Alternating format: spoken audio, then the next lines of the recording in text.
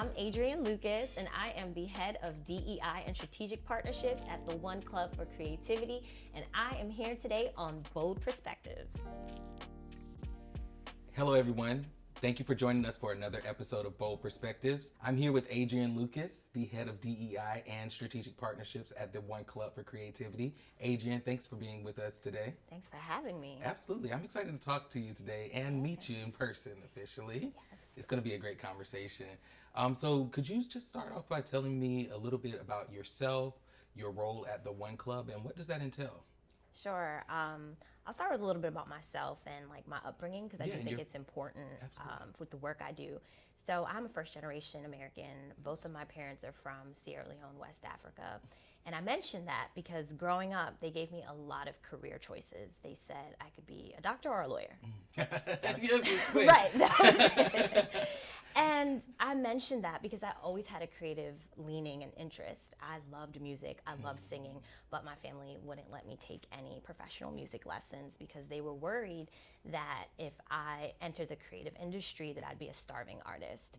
And I didn't even need to be the performer. I was okay just working in the background, but they were like, no.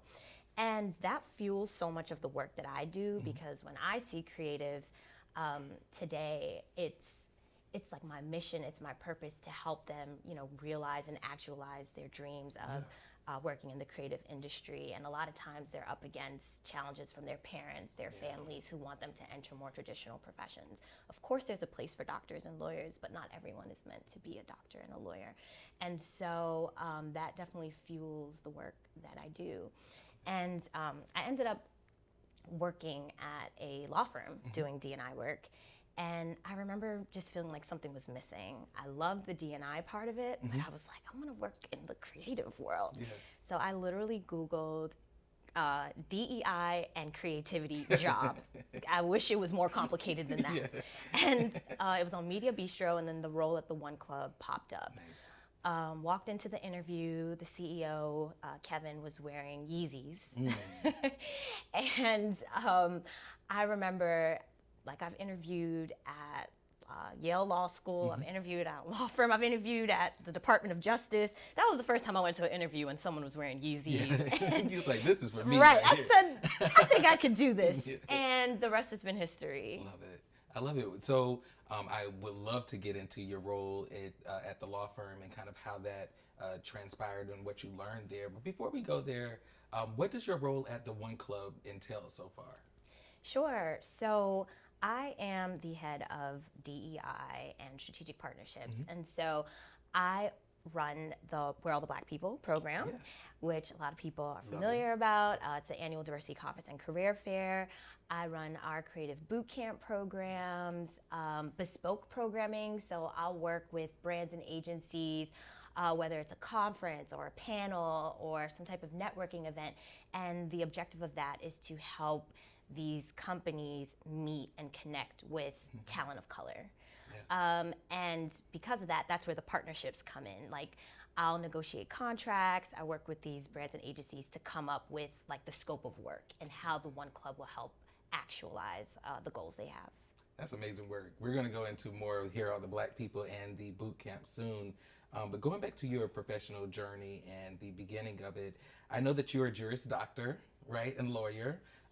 And you have a unique experience within that space, in addition to the creative space. So I'd love to know, are there any similar challenges, let's say within the law space and creative space when it comes to equity and inclusion? Yeah, I would say there's more similarities between the legal world and the advertising world than differences. Wow. And so regarding similarities, what I noticed working at a law firm is if there are people of color at the law firm, they are the summer associates, so the summer interns, or the associates. These are, these are attorneys. And then when it gets to the partner level, people who are higher up in terms of rank or seniority at the firm, that's where the people of color start to disappear. In advertising, do we not see the same thing? We'll see people of color as interns in more entry-level roles, but then when it comes to these more executive positions, we're not seeing ourselves. So that's a similarity that I see. Also, I helped with recruiting at the law firm, and they exclusively wanted to recruit from the top 10 law schools. Wow. And what happens is, you know, like I attended one of those law schools. 10% of the attendees of those schools are Black, right? So by default, you're already working with a small pool. Yeah. In the advertising industry, you know, everyone is flocking to the portfolio schools. Portfolio schools are expensive. They can cost $40,000 a year. And so if you grow up in a household like mine where people said you can't enter this industry, already you're probably not going to have the support of your parents to attend this school. You have to pay for student loans if you're even financially able to do that.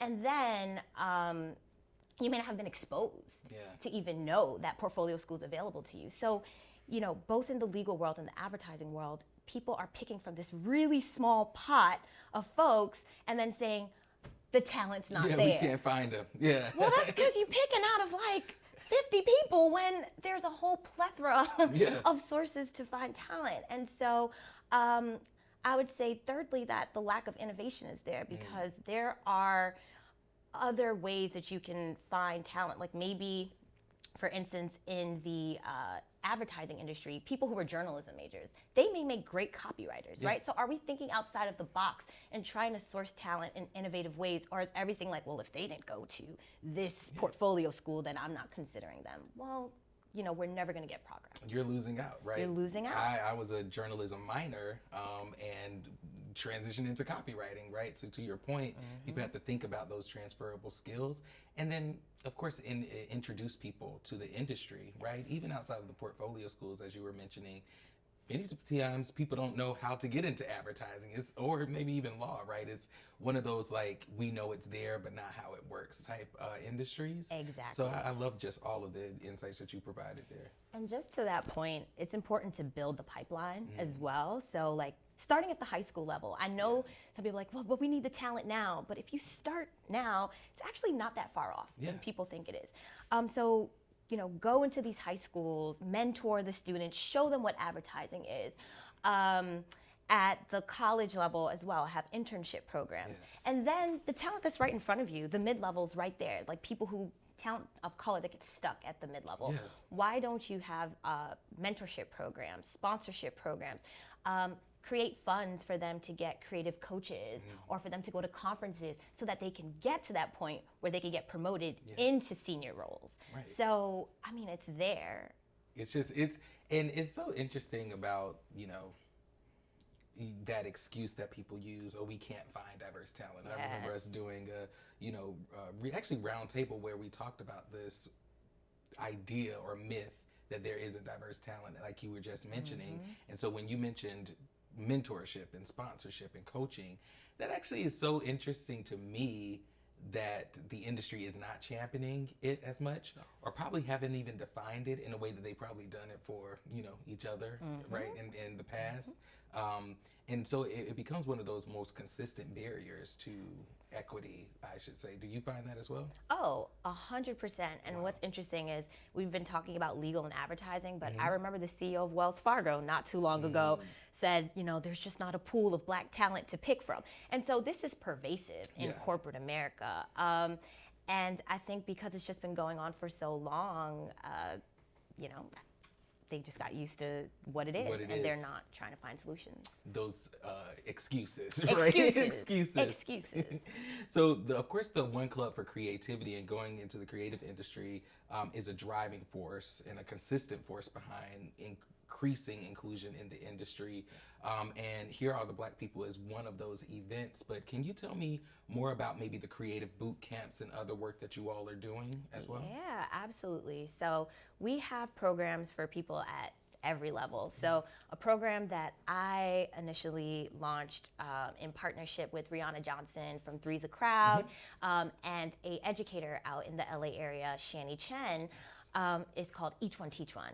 And it is for Black and brown high school students who have pretty much no exposure to advertising to learn about the industry from people who look like them. I love that. And so we just launched this program last month. And this is with the One Club. This is with the One Club. Y'all are getting this new. Right. So one thing about me is I'm going to talk about the problems, but then I'm also going to talk about the solutions and be a part of the solutions. So so there's Each One Teach One that's happening right now, and every week the students they learn about something different, whether it's personal branding or using social media. And right now they're working on a brief about voting, and they have to come up with a social media campaign to inspire people to vote. So it's speaking their language, it's using social media, but then it's teaching them something important about civic engagement, but also about advertising and marketing. I love that. So that's one program. We have the Saturday career workshops, and that's in partnership with New York City schools. And so the students come to the One Club, and every month there's a different person who leads a workshop, whether it's on graffiti or design. And so just engaging them and getting them their creative juices flowing. We have the creative boot camps. That's for college students and recent graduates. It's a week-long program where the students are divided into teams. We have an art director, a copywriter, a strategist, a UX UI designer, an account manager. Like, they're getting real job titles. I wish this was here when I was in high school. Right. How about that? I would have definitely been. And it's free. Earlier. Yeah. And then they get a brief. They're matched with a mentor. Wow. And then over the course of the week, they're working on a campaign. Then they present this to a panel of judges. Wow.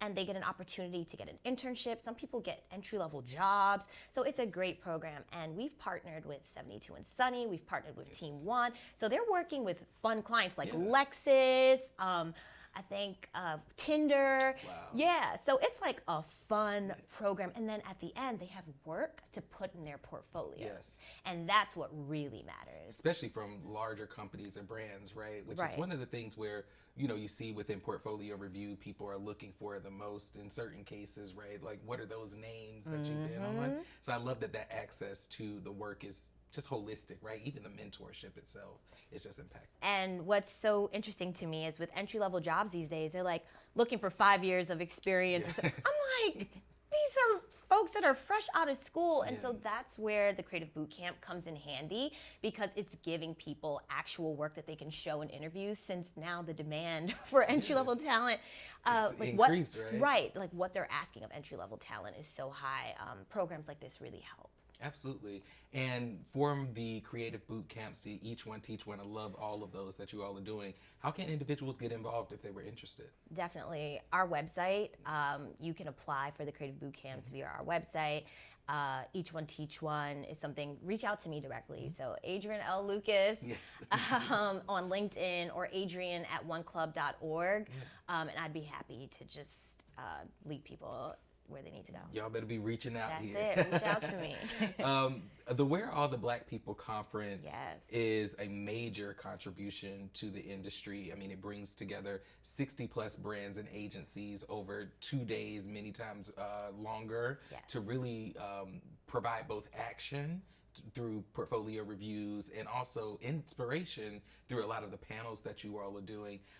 Could you tell me a little bit about what you all have in plan this year for Where Are the Black People, and then also what you enjoy the most about the program? What I love so much about this conference is that things happen. So we start with the keynote. In the past, we've had Issa Rae, we've had Van Jones, we have Black Thought. So you get to hear inspirational words from somebody who is so accomplished in the creative field, or in their respective professions. Then we have conversations, like real conversations about things happening in our industry. Then we do portfolio reviews. And that's so important because, a lot of these employers, without your book, you're not getting hired. And so this is a chance for you to get feedback on your book, or potentially get hired. Like, if your book's in good shape, the person across from you may be like, hey, this is exactly what we're looking for. And then there's a career fair. And I just had a meeting with McKinney last week, and they were like, oh yeah, we hired multiple people from Where Are the Black People. And that Walmart, all these companies, they're going to recruit, and people are getting jobs in real time at this conference, and it's free for the attendees. So it's like, what do you have to lose? You can go, hear some inspirational words, show your portfolio, get feedback on it, and literally come out of there with a job. And really it's people when I'm walking in the hallways stopping me and saying, I've never been to a conference like this before. Because I do think that some conferences can get so caught up with like the celebrity. For sure. It can get so caught up with like, oh, like the price is $400, $500. Or more. Or more. This is not that. Yeah. Like World of Black People will never be that. It is a conference that's for the people. And so that's why we make it free. That's why there's no barrier to entry. And it's just about access and providing access. And my next question here is what's the benefit? But Adrienne has talked about the benefit. And I love that it's a mutual benefit, right? Between brands and agencies who are looking for the talent, and talent's looking for a job, right? It's almost that thing where, you know, we were just talking about the lack of diverse talent, and you all are literally placing it in their hands and saying, look, do what you will with it. And I love that you all have the career fair with multiple agencies, right? So you can get your portfolio. So what I love about that is that you literally can get all of that at the same time. Like you mentioned, inspiration, portfolio review, and giving your resume and saying, hey, look, I don't want to get a job. What have you found the brand or agency response to be, in addition to maybe we found some great people to hire? How can they continue to support We're All the Black People? Yeah, so one, like for brands and agencies, World of Black People comes at a cost, right? Like we have to pay for the building, we have to pay for, but like you said, as it should. Like my philosophy is always the cost goes to these companies that make millions and millions of dollars so that it can be free for the people who are looking for jobs. Absolutely. And so literally it's like, you know, come ready to sponsor this event.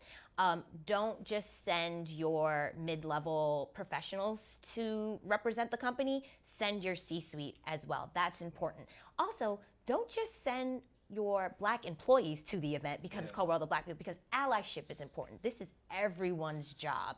And that's just something that I see like throughout corporate America. Like a lot of times like the onus on D&I initiatives is on the talent of color. And it's like, no. Everybody should be getting involved with this. So it's a bring the whole team, like make it a thing on the calendar and say like, I want everybody at World of Black People. I love it. And I'm wondering, how can brands and agencies get involved, and then how can students get involved in We're All the Black People? Yeah, so literally visit waatbp.org. I know it's a lot of letters. Put it down here. But that's it. Yeah, so put it down. But we'realltheblackpeople.org, and on the website, you could literally say partner with us or sign up for the event. So it's that simple. I love it. It is that simple. Love it. Along with the One Club, you are a DE&I consultant, and you also are a part of the 100 Roses from Concrete. Yes. So how does consulting and being a rose, shout out to Kenny Thacker, Shout out to Kenny. inform the work that you're doing now? Yeah, so in terms of DEI consulting, I'm always speaking with different companies, and one, it shows me how similar the DEI problems in corporate America are, which we discussed, but every time I have a conversation, I am increasing my toolbox so that when I'm, you know, talking to an agency or a brand, I'm like, oh, I've seen this problem before. Here's a solution. So I'm tying in what I've experienced in the legal world. I'm tying in, I've also worked in higher education, what I've learned in higher education, what I hear from my clients, whether they're in beauty and finance, all these different industries, and able to say like, all right, well, here's some things that we've tackled in the past, and let me bring it here and see if it works in advertising. And most times it does, because it's real similar. Yeah. And in terms of 100 Roses, like that is such an amazing organization. And what I love so much is like the innovative content. And I think it's a great way for me to connect with creatives, because I myself, I don't necessarily work in a creative capacity, but I'm surrounded by creatives, and I promote creativity through what I do. And it's helpful for me to be around other creative people, and also to just stay abreast of like the conversations and the things that are happening. So like 100 Roses just this week had a conversation about neurodivergent Black people. When have you heard a panel about neurodivergent Black people? I was just singing 100 Roses praises with Tasha, and I literally just mentioned that the intersecting identities that are focused on in 100 Roses, and I've seen it just consistently as well. It's just a great job that you are doing with 100 Roses, that Kenny is doing, and the board is doing overall. I'm just inspired by it. It's so inspiring, and it's just like in general, microaggressions are important. Don't get me wrong, but we should be past that at this point. And so I love that 100 Roses pushes, it shouldn't even be considered pushing the envelope, but in the times we live in, pushing the envelope and having conversations that we're not used to having. Let's have new talks, you know what I mean? Let's talk about like things. And so that's what I love the most about 100 Roses. It's always like innovative content, and they're just so ahead of the game. Yeah, and it's focused, you know, on and through the people, right? Like of their voices, of their perspectives, by their perspectives, right? Yes. It's just smart. I love being a Rose. I love that you're a Rose as well. Yes, Roses. So shout out to Kitty. Shout out to the Roses. Speaking of, you know, the industry overall, and I know that you talked about shared challenges within the advertising industry, higher education, and law industry as well. Thinking about advertising or marketing particularly, what are some challenges brands and agencies are having connecting to diverse audiences? Yeah, I think it's the fact that we're not seeing talent of color at the top. Yeah. And so what happens is campaigns go out that are tone deaf. And if this industry keeps trying to do what they've always done, just like a rinse and repeat, we're never gonna have change. The work is gonna fall flat, right? And as the demographics of society changes, right? As Gen Z is entering the workforce in greater numbers, they're just not gonna be able to attract the talent that they claim that they're looking for. And so innovation needs to happen.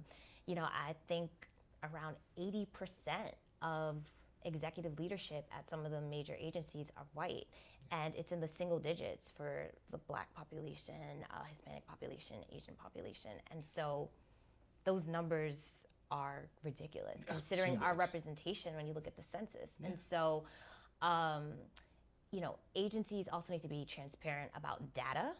So how many people of color are you hiring? How many are staying at the company? And publishing that data, making it available to people so that there's a sense of accountability. Also, I think, you know, especially after George Floyd's murder, we saw all those statements go up, right? There was all this energy out there and excitement. It's like, okay, are we gonna get change? I was gonna ask and then as soon as nobody was looking anymore, so they thought, it just kind of fell flat. That's performative, that's fake, right? And so how do you expect talent of color to trust you, to trust that you have our best intentions in mind when you do things like that, right? When we look at your websites, at, you know, board of directors, and we don't see ourselves there. And so the advertising industry needs to have an honest conversation about what they want to do about D&I and the changes they're going to make. And that may mean bringing a D&I consultant. That may mean creating a D&I plan, like a roadmap. This is where we want to be in a year, 2 years, 5 years from now, and sticking to that plan and being transparent about that plan, because right now, I was going to ask, because we saw so many, even the data, right? In 2020, it was like, here's our data, but it's at a very high level. Or here's our data, but it's aggregated in many different ways, so it can look good, possibly. And maybe here's our statement on supporting Black people, particularly, that falls flat. And I would love to know if you've seen anything sustained from 2020 to now, or if you think that it's falling flat overall. I think that there's a general understanding now that like ERGs, employee resource groups, are important, that, you know, certain programming and conversations are important, but I still think that there's more weight, there's more budget that needs to be given towards it. So it's just more. I think that there's some progress that we've seen, like the conversations are being had, but more can be done. I also think that people are scared of being canceled. Right? So it's just like, that's the largest point there, And I think there needs to be a lot of conversation about that. Like, you know, if you are well-intentioned with what you're doing, if you're bringing the right people into the conversation, then that can help make sure that, you know, you don't fall flat with these initiatives. Like, bring the right people into the conversation.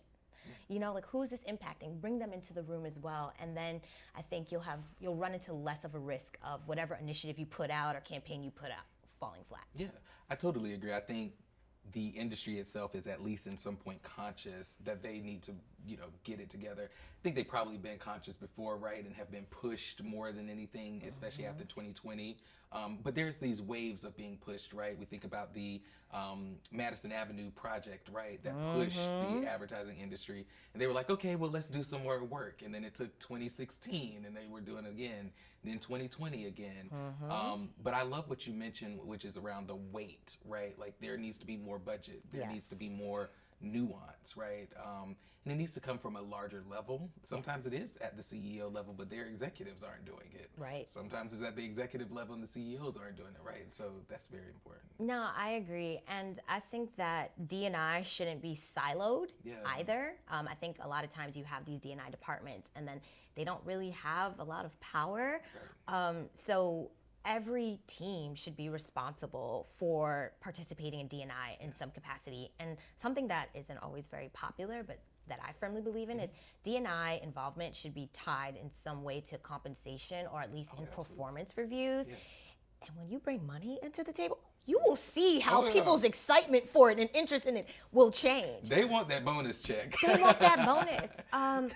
Because like even in the legal industry, like what I find is the onus will often be on talent of color to go to recruiting events, especially like diversity recruiting events, to submit statements on, what their experience at the firm is like, because, essentially they want us on the brochures and all the things, but that is taking time out of billable work. That is taking time out of client work that you have to do. And oftentimes there's no compensation for that. And so it's like, we all have the same amount of work to do, but in addition to that, I also now have to be the poster child for diversity for your company. Like, there's no compensation for that. And I know that some companies like LinkedIn have started compensating some of their employees that are involved in like ERGs. And I love that. And I want to see more companies put an emphasis on that and like literally compensating people and rewarding people that are doing the right thing with D&I. Absolutely. I love that. Performance reviews, or especially for executives, and having that tied to their particular bonuses or even, other benefits that they get as an executive is very important, but it takes that expectation that you mentioned, right? Yes. That sometimes isn't there. It's like, we want to be an anti-racist organization. If people have even gotten that far, because we've heard it, but we want to be an inclusive organization, but then it's like, well, what does that mean and how, and what does that look like, and how is that, impacting other people? So very, very smart insights over there from Adrienne, particularly around, the challenges in advertising. I would say, or ask, do you think that there are any opportunities within the advertising industry, particularly when it comes to multicultural marketing, diverse talent overall? Are there any things they're trying to get right a bit? Yeah, I do feel like there's more of a conversation about diversity behind the camera. Yeah. And I think that's really, really important. And I love that direction that's going into. Additionally, like with award shows, I think we are seeing more conversation about diverse juries, which is really important.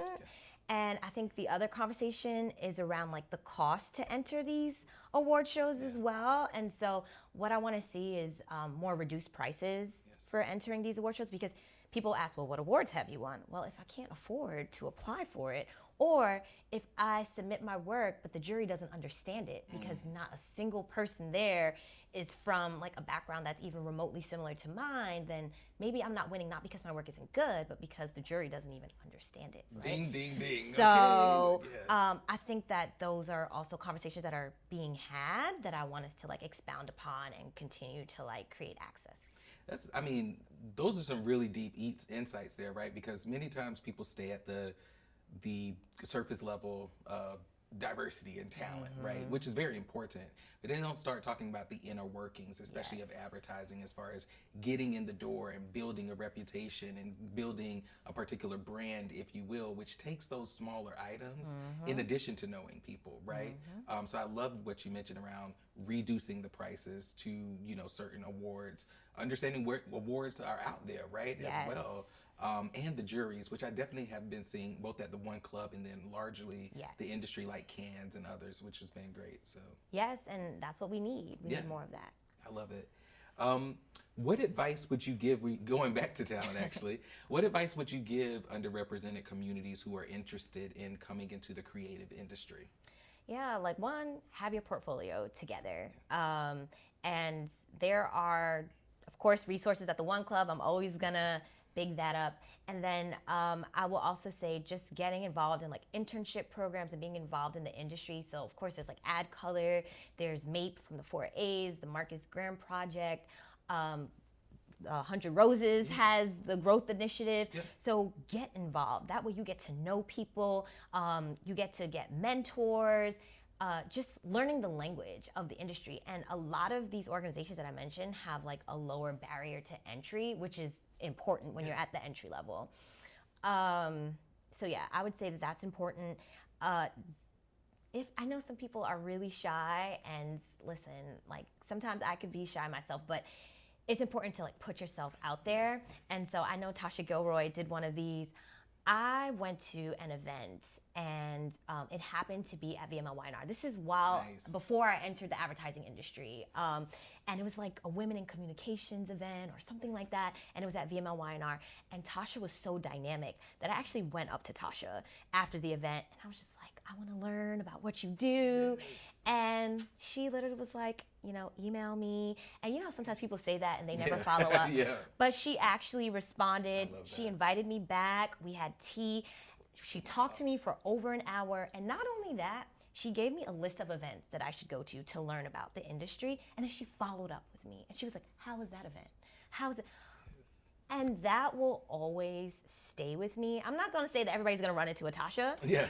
But you know, you have to put yourself out there because you never know if you're going to meet someone like that, someone who's going to advocate for you. And Tasha has definitely been someone who I really admire in this industry. So put yourself out there. Don't be shy. And it could be easier to do that on LinkedIn. So for people who are a little shy to go up to people, use LinkedIn for that purpose. For sure. And also a conversation that happens a lot is about being a multi-hyphenate. Mm-hmm. And a lot of people are like, well, I don't know how I balance this. I think that this industry does welcome multi-hyphenates, but I think it's important to have something that you're really good at still. So do a lot of things, but figure out like what you're good at, become excellent at that, and then that's your thing, and nobody can take it from you. Yeah. So those are some of the things that I'd recommend.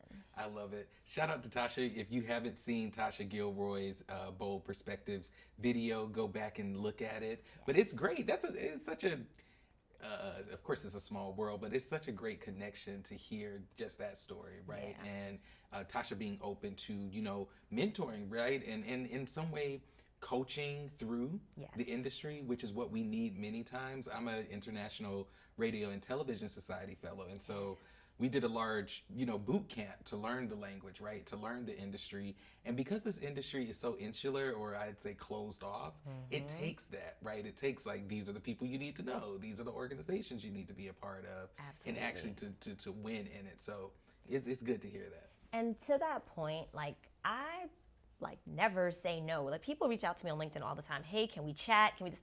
I always say yes because honestly, I never even know what I'm gonna learn or what can come out of that conversation.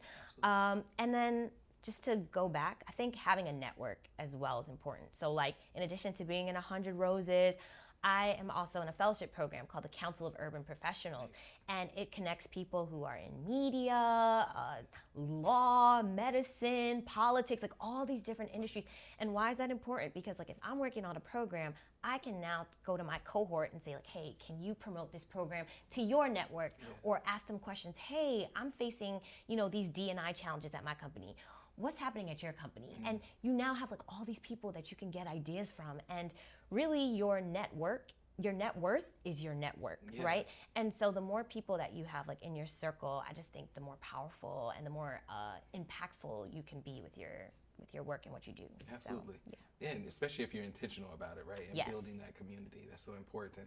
It's talking about community and thinking about ways in which, you know, our additional DE&I practitioners who are out here doing the thing and doing great work, what is some advice that you would give them based on your experience? Yeah, one, it's gonna be like, take time for yourself, because this work can be so heavy sometimes. Like what was happening, we're in the midst of the pandemic, then it's like George Floyd, it's Breonna Taylor. It's like, you know, it just felt like nonstop. I did a presentation yesterday about like Black resistance, and you know, thinking about like what even happened with leaders from the Black Panther or Malcolm X and Martin Luther King. Like it can be so heavy where it's just like, wow, like we've really been treated so badly and so wrongly, and it could just get very heavy. And then whatever else you have going on in your life on top of that. So I would say take time for yourself, and then establish a network. Again, like what I was saying, like there's a community of D&I practitioners, and we try our best to meet like every other Tuesday. And we talk about like what's happening at our companies. We share ideas. So that's been really helpful. And I would just say, go to as many panels and workshops as possible. Like we don't always need to be the people in front of the camera. Like I think sometimes just sitting and just hearing about like what's going on in the industry and hearing what problems people face and just kind of keeping our ears to the ground is really important as well. And then, you know, advocating for your department at work, because again, like what I was saying, we can oftentimes be so siloed. And so like sometimes I'll just say like, hey, I would appreciate support from everyone. Like everybody can chip in, and sometimes you have to make that very explicit for people. We need everyone. Right, we need everybody on board, and not being shy about asking people to chip in and help, because it's everybody's job. Absolutely. Don't let them, you know, put it all on you and then try to go and measure things and then they blame you particularly, which is something we see all the time, right? It's so much like the work of DE&I cannot be held solely by just, you know, one person within an agency, particularly, especially if you're not in community, right? And I think that's a big point that you made. So in thinking about the additional programming that the One Club offers, I mean, it's pretty extensive, right? So one of the ones that I'd love for you to maybe talk about is the One School that is a bit new, though it has many cohorts that has gone, and also the Creative Leaders Retreat. Could you give me more information about that? So we have the One School program that was founded during the pandemic by Oriel Lyons, and it's housed under the One Club for Creativity, and that is a free portfolio school for Black talent. 16 weeks long. We have it in New York, Atlanta, Chicago, LA, and we just expanded to London. So I'm so excited. And again, it's completely free. So as long as you are 18 and older, and participate in this program. And it's so important because people graduate from, you know, one school and they're getting jobs at like Apple. And it's just so inspiring to see. And what this school does is really revolutionary because it is removing the barriers to entry. Because that's like what we talked about before. You have to go to this portfolio school or in the legal world, this top 10 law school, like saying none of that, right? If you have a passion for this, if you're interested in it, don't worry about the costs. If you're ready to do the work, like you can get a job in this industry. And then for people who are at the mid-level, who are looking to rise to the senior level, then we have the Creative Leaders Retreat. And pretty much over the course of a long weekend, you get to hear from all these amazing speakers. So the Creative Leaders Retreat just happened not too long ago, a couple weeks ago. And we had like Shannon Washington, we had Xanthi Wells, and all these amazing speakers, Mo Saeed, and people who are talking about how to level up in your career. And that's what we talked about because like, in this industry, it's the middle, right? And it's getting talent of color from the middle to these senior roles. And so that's where a conference like Creative Leaders Retreat really comes in handy.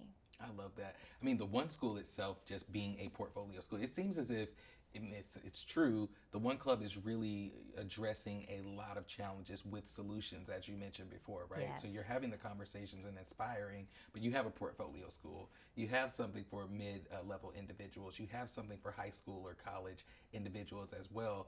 I'd say it will behoove agencies and brands to continue to work with the One Club and to be inspired by the work that you all are doing, because it's so holistic, in my opinion.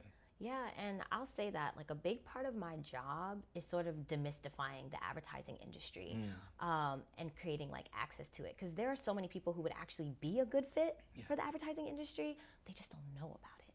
And so I literally meet with professors at HBCUs. I'll promote the programs I'm doing to anyone who will listen, because it's like, it may not be a good fit for you, but I at least want you to know what it is so you can make an informed choice. Yeah. So that everybody doesn't have to be a doctor or a lawyer. True. Full circle. True. Full circle. We're almost at the end, so I'm going to ask you one question that we always ask everyone, and then I'm going to ask you a fun question as well. It's going to be about music, okay? Okay. Cool. So the first one is, what does inclusion mean to you? Yeah, inclusion means belonging. It means having a safe space. And that sounds so simple, but it's not. You know, I remember working at spaces where people would come up to me and touch my hair, or how old are you? Are you old enough to work here? Where are you really from? Oh, you're so articulate. And these are just me pulling experiences from my life. And you know, even though I am in this space, right? So I'm adding whatever diversity to this company. Do I feel included? No. Do I feel like I can bring myself into this company? No. And that's the work that needs to get done. Feeling like we are seen, feeling like we are heard.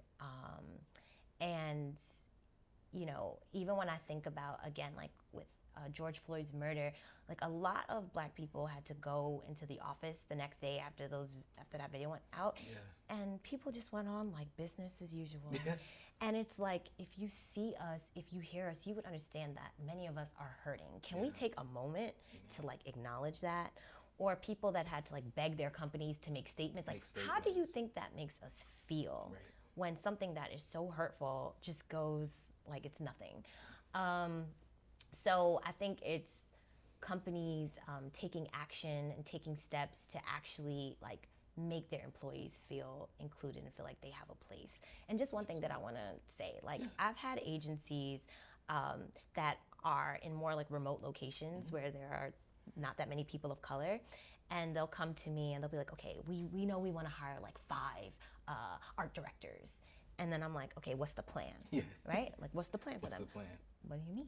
Wow. We want to hire, and like, let's say they're talking about 5 Black art directors. We want to hire 5 Black art directors. And I'm like, okay, but once they're at the company, what now? Like, do you think they're going to feel comfortable there? Like, do you have ERGs in place? Like, no. Okay, is there a plan? No. Like, literally, the thought process is, we hired this Black talent, problem solved. And if that is the thought process, then it's never gonna work. And to be honest, like, I actually didn't even work with them, because it's like, in order for us to work together, in order for me to feel comfortable helping you bring this talent of color into your agency, I need to know that you have a plan for making sure that they're going to be welcome there, included there. And without that, they're gonna leave anyway in a year, 2 years, right? So we're wasting everybody's time. And so I want agencies to stop being lazy. The agencies that are being lazy, stop being lazy. Like, actually do the work, actually create the infrastructure. And then that's how we're gonna get change. So I did think that was an important thing to mention. That was perfect for us to end off on. Just to lighten, well, everything's light here because it's work. We're doing light work.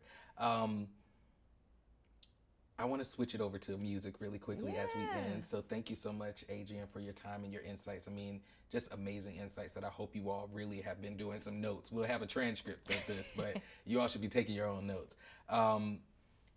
Thinking about the concerts that are happening this summer, there's so many concerts. You have Janet Jackson, you have Beyonce, you have so many.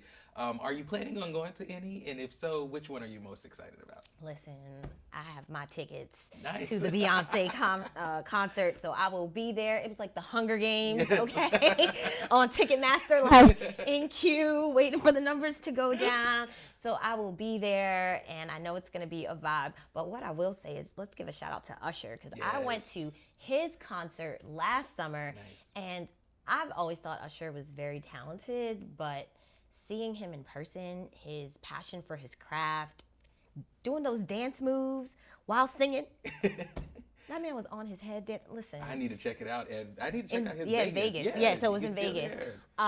So yes, like, those are two of my favorite artists. And so Usher was last summer. I'm going to Beyonce in July. So it should be a vibe. I love it. The king and queen. Shout out the to king them. and the queen. Exactly. Well, everyone, thank you so much, Adrienne, again, for your time, your insights. It's truly full, in my opinion.